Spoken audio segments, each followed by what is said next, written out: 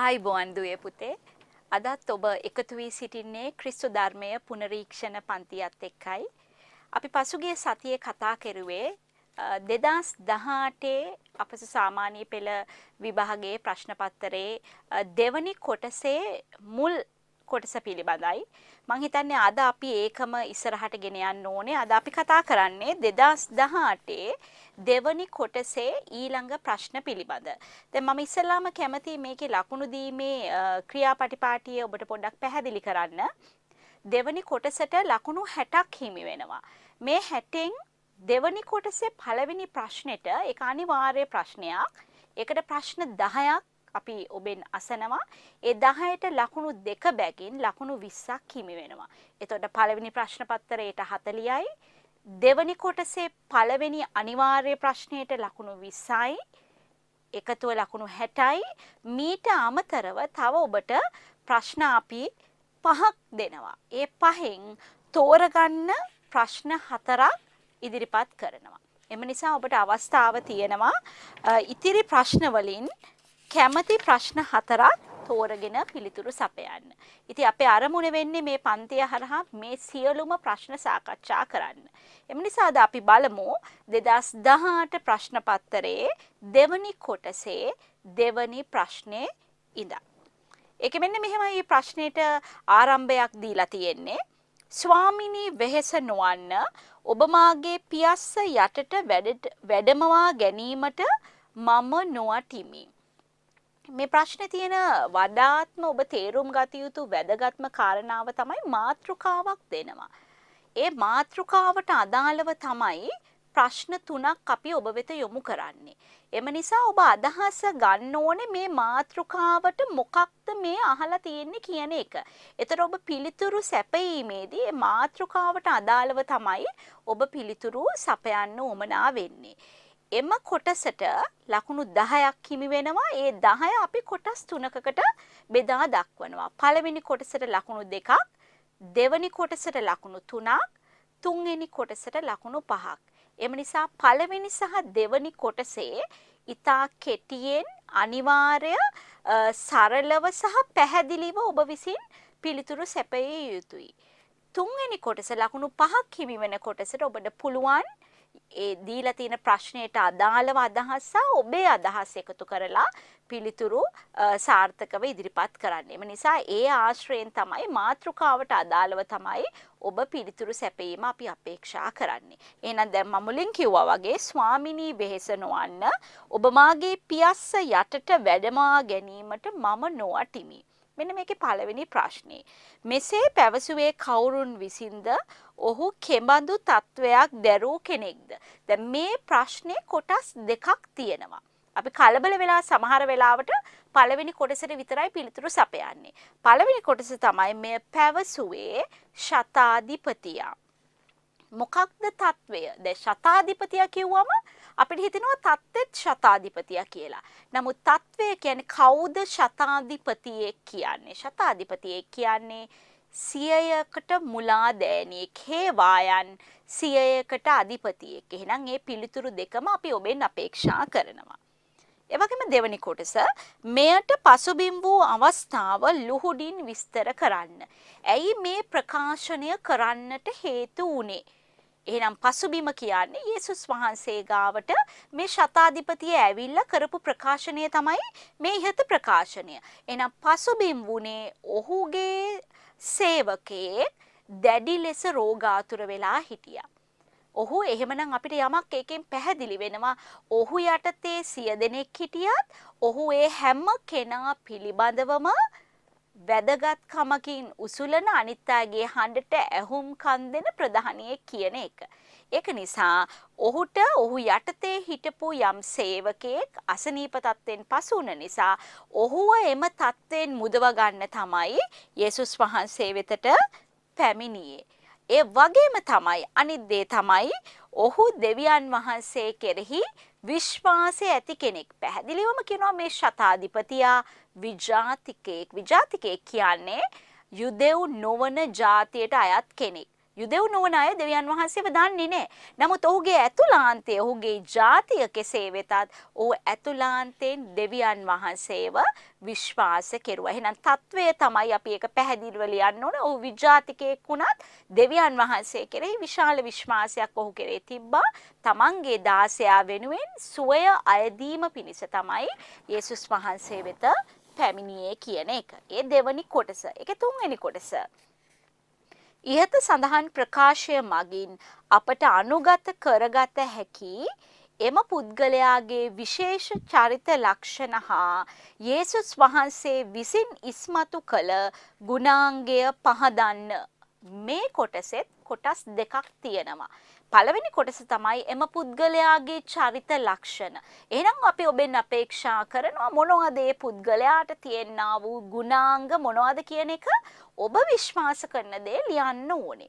ඒ වගේම තමයි මේ සියලුම දේවල් වලින් යේසුස් වහන්සේ අපේක්ෂා කළ දේත් අපි බලාපොරොත්තු වෙනවා. එහෙනම් යේසුස් වහන්සේ අපේක්ෂා කළ දේ නම් යේසුස් වහන්සේ මේ සිදුවීමට අදාළව අවසානයේ කියපු ප්‍රකාශනයෙන් තමයි අපිට උන්වහන්සේ මොකද්ද අපේක්ෂා කරේ කියලා තේරුම් ගන්න පුළුවන්. එහෙනම් අපි බලමු පළවෙනි කොටස මොනවද මොහුගේ ජීවිතයේ තිබ්බ චරිත ලක්ෂණ. පළවෙනි එක තමයි යටහත් පහත්කම. ඔහු සියයකට මුලා දෑනියෙක්. ඔහු ප්‍රධානියෙක්. ඔහු නායකයෙක්. ඔහු යේසුස් වහන්සේ වෙතට ඒ යටහත් පහත් හැඟීමක් තිබුණ නිසා තමයි උන්වහන්සේ වෙතට එන්නේ. අනිත් එක තමයි විශාල බලයක් තිබ්බා. තමන්ගේ බලය ගැන ඔහු පාරට්ටු කරගත්තේ නෑ. මොකද්ද පාරට්ටු වෙනවා කියන්නේ? පාරට්ටු කරගන්නවා කියන්නේ උදම්මනනවා. බලයෙන් අගතෙන්පත් වෙනවා. බලය පසකලා තමන්ගේ සේවකයා වෙනුවෙන් නිහතමානීව යේසුස් වහන්සේගේ පාමුල දන නමන්න තරම් ඔහු යටහත් පහත් පුද්ගලයෙක් වුණා. අනිත් එක දෙවියන් වහන්සේ කෙරෙහි අචල විශ්වාසය. ඔහුගේ ජීවිතයේ ඔහු යුදෙව්වෙක් නොවන නිසා දෙවියන් වහන්සේ ගැන අහලා ඇති. නමුත් දෙවියන් වහන්සේව දැනගෙන පිළි අරගෙන හිට කෙනෙක් නෙමෙයි. නමුත් ඒ අහලා තියෙන දේ තුල දෙවියන් වහන්සේ කෙරෙහි විශ්වාසවන්ත වෙන්නට තරම් ඔහු ඉදිරිපත් වුණා. ඒ වගේම තමයි සිය සේවකයා වෙනුවෙන් ක්‍රියා කිරීම. ගොඩක් වෙලාවට සේවකයෝනේ ස්වාමිවරුන් වෙනුවෙන් ක්‍රියාත්මක වෙන්නේ. බලන්න මොහුගේ තිබ්බේ යහපත් ගුණාංගය.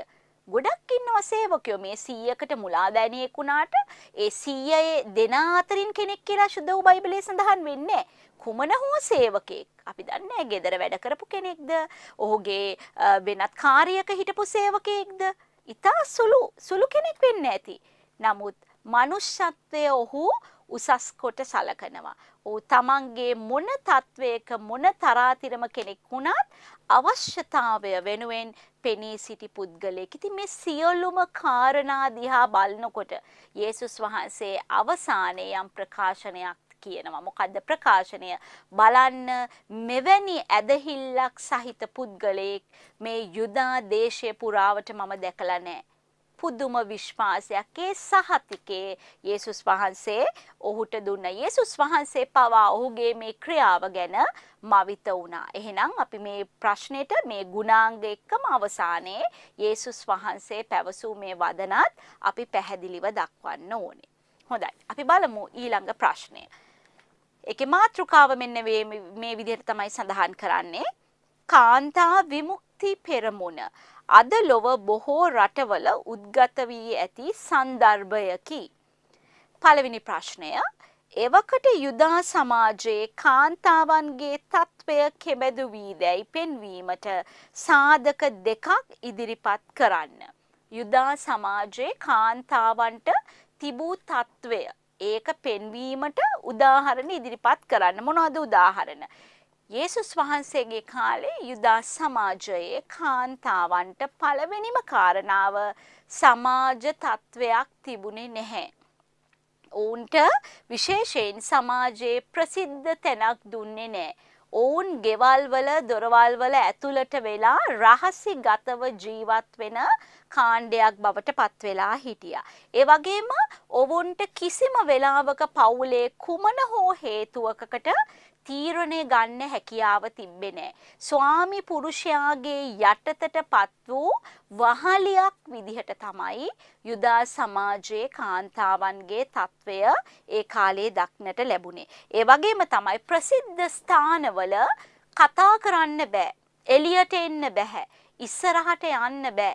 විශේෂයෙන් තමන්ගේ ස්වාමි පුරුෂයා එක්ක පවා ප්‍රසිද්ධ ස්ථානයේ වෙනත් පුරුෂයන් සිටීනම් කතා කරන්න නීතියෙන් තහනම් කළා තිබ්බේ. ඔවුන්ගේ සීමාව තමයි ගෙදර දොරේ වැඩ කටයුතු වලට යොමු වෙලා ළමයිගේ සහ ස්වාමි පුරුෂයාගේ කටයුතු වල විතරක් නිරත වෙන්න තමයි ඔවුන්ට හැකියාව තිබ්බේ. අනිත් එක තමයි දේවමාලිගාවට යන්න පුළුවන් ඒත් විශේෂ අවස්ථාවලදී විතරයි.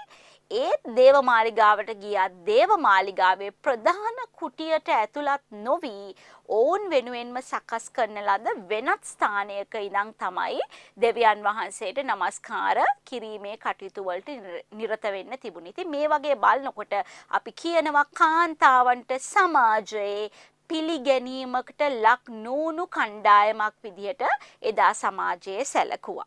ඒ පළවෙනි ප්‍රශ්නේ දෙවෙනි ප්‍රශ්නේ බලමු.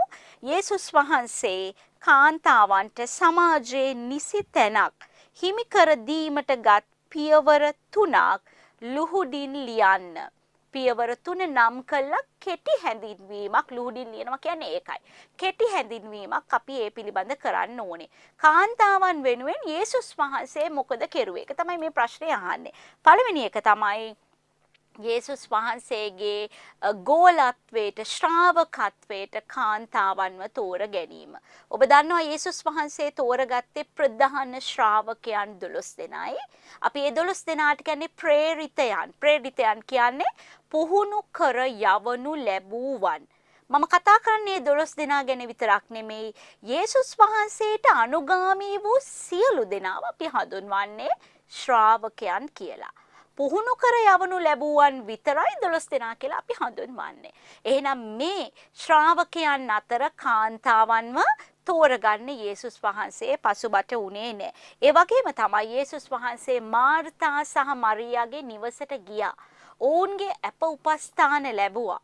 මාර්තා බොහෝ දේවල් රස කෑම යේසුස් වහන්සේට හදලා දෙන්නේ නැති. යේසුස් වහන්සේත් එක්ක ළඟින් ආශ්‍රය කරන්නේ නැති. ඒ වගේම මරියා යේසුස් වහන්සේගේ පාමුල වාඩි වෙලා ඉඳලා මේ සියලුම සුද්ධ ලියවිලි පාඨයන් ගැන යේසුස් වහන්සේගෙන් ඉගෙන ගත්තා. බලන්න දැන් gedara දොරේ වැඩ කටයුතු වලට සීමා වුණු කාන්තාව යේසුස් වහන්සේ ගාවට මෙනවා. යේසුස් වහන්සේ ගුරුවරයෙක්, අපි ගුරුවරයව හඳුන්වන්නේ රබ්බිවරයෙක් කියලා. ගුරුවරයෙක් එක්ක එහෙම ළඟින් කාන්තාවක් ඉන්න බෑ, ඒක තහනමක්. නමුත් යේසුස් වහන්සේ අපි කියන්නේ පිවිතුරු හදවතක් ඇති යේසුස් වහන්සේ. උන්වහන්සේ හැමෝටම එක හා සමානව සලකන්නට උත්සාහ කළා. ඒ වගේම අනිත් කාරණාව තමයි විශේෂයෙන්ම යේසුස් වහන්සේ බොහෝ කාන්තාවන්ව සුව කළා. දැන් මම කියවනේ සමාජයේ පුරුෂයන් එක්ක කතා බහ කරන්න බෑ, ඔවුන් එක්ක තීරණ ගන්න බෑ. දවසක් යේසුස් වහන්සේ මහා සෙනග ජන සමූහයක් මැදින් ගමන් කරනකොට එක්තරා කාන්තාවක් ඇවිල්ලා උන්වහන්සේගේ සලුවේ දාවල්ල ස්පර්ශ කරනවා. යේසුස් වහන්සේට තේරෙනවා තමන්ගේ අනුහස නික්මුණා කියලා. උන්වහන්සේ අහනවා කවුද මාව ස්පර්ශ කෙරුවේ? එතකොට ගෝලයෝ කියනවා ස්වාමීනි මේ සෙනග ඔක්කොමලා තෙරපෙමින් ඉන්නේ. නමුත් උන්වහන්සේ දන්නව නෑ මෙතන විශේෂ අවස්ථාවක් වුණා කියලා. ඒ වෙලාවේ එක්තරා කාන්තාවක් බයෙන් ගැහි ඉස්සරහට එන්නේ. ඇයි බයෙන් ගැහි එන්නේ? ඇයට කතා කරන්න බෑ සමාජේ. ඇයට තැනක් නෑ. ඇය ඇවිල්ලා කියනවා මම රෝගයක්, මහලේ රෝගය. ඒක ශරීරයේ අභ්‍යන්තරයේ ඇතිවෙන කාන්තා රෝගයක්. ස්වාමීන් වහන්සේගේ ස්පර්ශය ඇගේ ජීවිතයට යන්නට උන්වහන්සේ සැලැස්සුවා. ඒක නිසා යේසුස් වහන්සේ කාන්තාවන්ට ඒ දිය යුතු ස්ථානය දෙන්න නොපිරිහෙලා ඉෂ්ට සිද්ධ කෙරුවා උන්වහන්සේගේ යම් ආකාර මේ ක්‍රියාවන් ඔස්සේ. අපි යමු ඒකේ තුන්වෙනි කොටසට. ශ්‍රී ලාංකික සමාජයේ කාන්තා අයිතිවාසිකම් නගා සිටුවීමට යේසුස් වහන්සේගේ ආදර්ශය අනුව කිතුණුවන් ගත යුතු ක්‍රියාමාර්ග 5ක් විස්තර කරන්න. සමාජයේ කාන්තා අයිතිවාසිකම් වෙනුවෙන් නගා සිටුවින්නට ඒක තමයි මාතෘකාව. ඒකේ පැති දෙකක් තියෙනවා. එකක් තමයි කිතුණුවන් විදිහට ගන්න ඕනේ ආදර්ශය සහ ඒ ආදර්ශයේ යේසුස් වහන්සේව පසුබිම් කරගෙන ගත යුතු ආකාරය තමයි අපි පැහැදිලි කරලා දෙන්න ඕනේ. ඒක නිසා අපේ තියෙන ඔබේ තියෙන සිතුවිලි අදහස් ඔබ ලියන්න එක විතරක් නෙවෙයි මින් අපේක්ෂා කරන්නේ යේසුස් වහන්සේ මොකක්ද මේ හා සම්බන්ධව ඉදිරිපත් කළා තියෙන්නේ කියලා. පළවෙනි එක තමයි රැකියා ස්ථානවල සම තත්වයක් ලබා දීමේ වගකීම.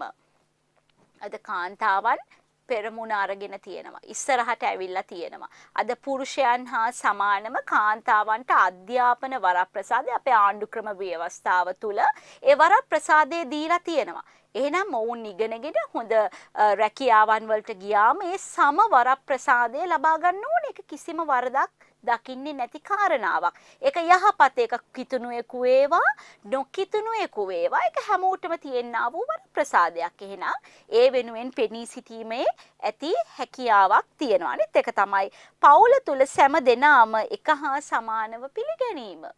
පවුල කියන්නේ අම්මා, තාත්තා, දරුවෝ, ඒ සියලු දෙනාගෙන් සමන්විත පවුලක්. අපි පවුල් ක්‍රමය මේ දරුවන්ට 11 වෙනි ශ්‍රේණිය අපි උගන්වනවා න්‍යෂ්ටික සහ විස්තෘත පවුල. අද වර්තමානයේ තියෙන න්‍යෂ්ටික පවුල. මොකද න්‍යෂ්ටික පවුල කියන්නේ? න්‍යෂ්ටික පවුල කියන්නේ අම්මයි තාත්තයි දරුවෝයි තියෙන පවුලක්. අද ගොඩක් වෙලාවට තියෙන න්‍යෂ්ටික පවුල්. අනිත් එක තමයි විස්තෘත පවුල්. විස්තෘත පවුල කියන්නේ අම්මා තාත්තා දරුවෝ ඊට අමතරව ආච්චි එන්න පුළුවන්, තාත්තම්මා ඉන්න පුළුවන්, නැන්දා ඉන්න පුළුවන්, මාමා ඉන්න පුළුවන්. සමහර පවුල්වල ඒ අයගේ එකතුවෙන් තමයි ඉන්නේ. ඉතින් මේ කොහොම වුණත් මේ කාන්තාවන්ට, විශේෂයෙන් මෙතන කාන්තාව කියන්නේ ඔබේ අම්මා. එහෙම නැත්නම් ඔබේ සහෝදරිය. ඔබ මේ අහන ඔබ මෙතන දුවෙක් නම් මේක අහන්නේ ඔබ මේ කාන්තාව. ඉතින් එහෙනම් මේ හැමෝටම එක හා සමානයි පවුල තුල. අම්මා ඔක්කොම බෙදලා සේරලාටම බෙදලා ඉවරලා අම්මා අන්තිමේදී කන්න ඕනේ, අම්මවත් ගන්න ඕනේ මේසෙට. සියලු දෙනා එක්ක එකතුව තමයි සහයෝගයෙන් ඉන්න ඕනේ. එක්ක සහෝදරියක් කියන දේ, නංගි කියන දේ, අක්කා කියන දේ, අම්මා කියන දේ අනිත් අය ඇහුම්කන් දෙන්න ඕනේ. අනිත් අය පිළිගන්න ඕනේ. ඒ අයගේ අදහස් වලට අපි ඇහුම්කන් දීලා ඒගොල්ලන්ගේ අදහස් ක්‍රියාත්මක කරන්න හරිනම් අපි උත්සාහ කරන්න ඕනේ. මෙන්න මේක තමයි පවුලේ තියෙන වගකීම. මේ දේවල් දරුවනේ අපි පවුලෙන් තමයි පටන් ගන්න ඕනේ. අපි ලෝකයේ රට හදන්න යන්න කලින් අපි අපේ පවුල හදා ගන්න ඕනේ. ඒ තුලින් තමයි දෙවියන් වහන්සේගේ කරුණාව, දෙවියන් වහන්සේ මුලින්ම ස්ථාපිත කළේ පවුල. ආදම් මේව හරහා. එහෙමනම් ඒ පවුල අපි මේ කාන්තාවන්ට තියෙන්න ඕනේ වරප්‍රසාද ටික පවුල හරහා හරියට ලැබෙනවා නම් අපි ඉදිරියට ලෝකෙට යන්න අපිට පහසුවක් වෙනවා. තුන්වෙනි කරුණ තමයි අයුක්ති ලෙස කාන්තාවන්ට හිමි අවස්ථා පැහැර හැරීමේදී ඒ සඳහා හඬක් නැගීම. දැන් මෙතන ඔබෙන් අපේක්ෂා කරන්නේ ඔබ ඉන්නේ තාම අවුරුදු 16ක දරුවෙක් හෝ දැරියක් තමයි මේ ලියන ඔබ. නමුත් හඬක් නැගීම කියන්නේ ඔබ ගිහිල්ලා පෝස්ටර් බැනර් උස්සගෙන ඉන්න කියන එක නෙවෙයි. අපි අපේක්ෂා කරන්නේ ඔබට එවැනි සිතුවිල්ලක් තියනවාද? හඬක් නගන්න, මේක වැරදි නම් වැරදි කියන්න ඕනේ. හරි දෙයට හරි කියන්න අපි බය වෙන්න ඕනේ. වැරදි දෙයට වැරදි කියන්න. හැබැයි ඒක අපි හැමතිස්සෙම යන්න ඕනේ ක්‍රිස්තියානි සහ යේසුස් වහන්සේ කියන කාරණා දෙක ඔළුවේ තියාගෙන. අපි ඒක කියනවා දේව ප්‍රේමයෙන් යුක්තව තමයි අපි මේ කරන හැම කාර්යයක්ම කරන්නට අපි ඉදිරිපත් වෙන්න ඕනේ කියලා. අනිත් එක දේව රාජ්‍යයේ වැඩ කටයුතු වලට සහභාගී වීමේ අවස්ථාව සලසා දීම. උදාහරණයක් විදියට කාන්තා පූජකවරයෙක්ගේ අවස්ථාව ලබා දීලා තියෙනවා. අතීතයේ යුදා සමාජයේ මෙවැනි දේවල් නැහැ. මෙවැනි දේවල් අහන්නවක්වත් තිබ්බේ නැහැ. නමුත් දෙවියන් වහන්සේට සේවය කරන්න අද සභා මට්ටමින්, ආයතන මට්ටමින්, දේවස්ථාන මට්ටමින් අද විශේෂයෙන් මේ පූජකවරය මහඟු කාර්යභාරයක් ඉෂ්ට කරනවා. ඒකේ තවත් කාරණාවක් තමයි ගෘහස්ත ප්‍රචණ්ඩනය තුලදී පිරිමි හා ගැහැණු දරුවන්ට එක සමාන සැලකිල්ලක් දැක්වීම. මොකද්ද ගෘහස්ත ප්‍රචණ්ඩත්වය කියන්නේ? ගෙදර ඇති වෙන යම් ආකාර ආරවුල් කෝලහල වගේ දේවල් ඒවා සුළු වෙන්න පුළුවන්. නමුත් සමහරවට ගෑනු දරුවන්ට ඒක සමහරවට අසාධාරණයක් විදිහට දකින්න පුළුවන්. මගේ අයියට අම්මා මෙහෙම සලකනවා, මගේ මල්ලිට තාත්තා මෙහෙම සලකනවා. ඇයි මට සලකන්නේ නැත්තේ? මම ගෑනු කෙනෙක් නිසාද? එවැනි දේවල් ක්‍රිස්තියානි පවුල්වල සිදු වෙන්න බෑ. ක්‍රිස්තියානි විතරක් නෙවෙයි සමස්තයක් දිහා බැලුවම එවැනි දේ වැරදි. අපි හැමෝම දරුවෝ. දෙවියන් වහන්සේගේ මැවිල්ලක් තමයි අපි සියලු දෙනා. නමුත් සමහර වෙලාවට අපේ හැඟීම් තියනවා මේ පුරුෂාධිපත්‍යයකින් යුක්ත රටක් සමාජයක් ගොඩනැංවීමේදී කාන්තාවන්ට අඩුලුහුඩුකමක් වෙනවා කියන එක. නමුත් අපි ස්වාමින් වහන්සේ තුල ජීවත් වෙන කණ්ඩායමක් විදිහට ක්‍රිස්තියානි අපේ මාතෘකාවත් ඒකයි අපේ ප්‍රශ්නෙත් ඒකයි ක්‍රිස්තියානි දරුවන් විදිහට මෙවැනි දේවල් මගහරවා ගනිමින් මේ කාන්තාවන්ටත් සමාජයේ ස්ථානයක් දීමට අපි උත්සාහ කරන්න ඕනේ. අපි එමු ඊළඟ ප්‍රශ්නෙට. 4 වෙනි ප්‍රශ්නේ 2018 4 වෙනි ප්‍රශ්නේ. පාවුල්තුමාගේ නව ජීවිත පරිවර්තනය හුවා දක්වන සාක්ෂි කවරේද? පාවුල්තුමා මං හිතන්නේ 11 වෙනි ශ්‍රේණියේ වැදගත්ම කොටස තමයි පාවුල්තුමා. සුදු පාවුල්තුමා අපි කියනවා 13 වන අපෝස්තලවරයා කියලා. ඔහු විජාතීන්ගේ අපෝස්තලවරයා කියලා කියනවා. ලෝකයට දෙවියන් වහන්සේ නැත්නම් යේසුස් වහන්සේව රැගෙන ගියේ සුද්ධ වූ පාවුල්තුමා.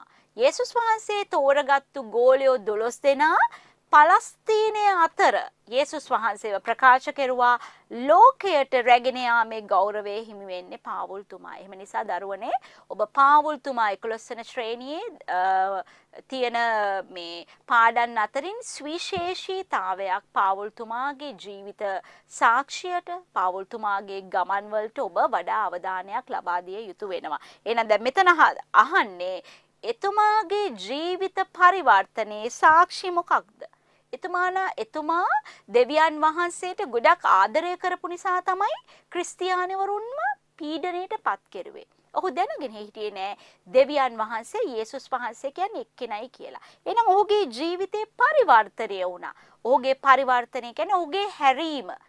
එදා යේසුස් වහන්සේ ඔහුට දර්ශනය වෙනවා දමස්කයට ක්‍රිස්තියානීන්ට විරුද්ධව පීඩා කරන්න යන වෙලාවේදී යේසුස් වහන්සේ දර්ශනය වෙනවා. ඒ වෙලාවේ ස්වාමිනී කියලා මේ හඬ අහනවා.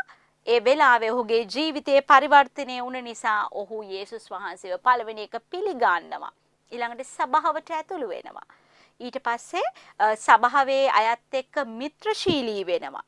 යේසුස් වහන්සේව ප්‍රකාශ කරන්නට ඔහු නොපසුබටව ඉදිරිපත් වෙනවා. නොයෙකුත් පීඩාවන් ආවා. ඒ පීඩාවට මුහුණ දෙමින් ඉස්සරහට යන්න ඔහු ඉදිරිපත් වුණා. ඒකේ දෙවෙනි කොටස එතුමාණන්ගේ ජීවිත පසුබිම ඔහුගේ ධර්මදූත සේවයේදී පිටිවහලක් වූ අවස්ථා 3ක් උදාහරණ සහිතව පහදන්න.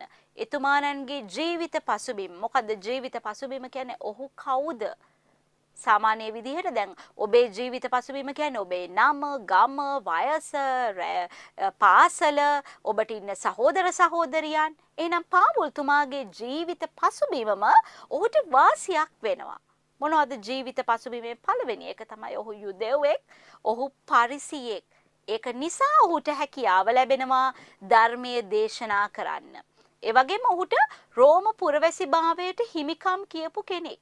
රෝම පුරවැසිභාවය රෝම අධිරාජ්‍යයා විසින් ලබා දෙන විශේෂ වරප්‍රසාදයක්. ඒක ලබා ගන්න අවස්ථා 3ක් තියෙනවා. එකක් තමයි රෝම අධිරාජ්‍යයට ගැතිකම් කිරීමෙන්, දෙවෙනි එක උත්පත්තියෙන්, තුන්වෙනි එක අල්ලසක් දීලා. හැබැයි මොහුට හිමි වුණේ රෝම පුරවැසිභාවය උත්පත්තියෙන්. ඒක මහඟු වරප්‍රසාදයක්. මේ රෝම පුරවැසිභාවය නිසා වඩාත් යහපත් දේවල් ඔහුගේ තර්ක, ඔහුගේ ස්ථානෝචිත ප්‍රඥාව යොදා ගැනීමේ හැකියාව ඔහුට නිරන්තරයෙන් තිබුණා. තුන්වෙනි එක තමයි තාර්සස් නුවර උපත ලැබීම. තාර්සස් කියන්නේ වෙළඳ මධ්‍යස්ථානයක්, වෙළඳ නුවරක්. විවිධ ජාතීන්ගේ ආభాසය ඔහුගේ ජීවිතයට ළඟා කරගන්නට හැකියාව ලැබුණා. ඒ වගේම ඔහු විශාල භාෂාවන් පිළිබඳ හසල දැනුමක් තිබ්බා. ඒ වගේම ඔහු කූඩාරම් සැදීමේ කර්මාන්තය තුල දැනගෙන හිටියා. කූඩාරම් තැනීම හරහා අකීලා ප්‍රිස්කිලාව කොරින්තියේදී මුණ ගැහෙනවා. Tamanගේ ධර්මදූත සේවයට ඒක පිටිවහලක් වුණා. ඉතින් මේ විදිහට මේ කරුණු රාශියකින් සමන්විත වූ නිසා ඒ ධර්මදූත සේවය ඉතාමත් සාර්ථකව කරගෙන යන්නට මොහුට හැකියාව ලැබෙනවා.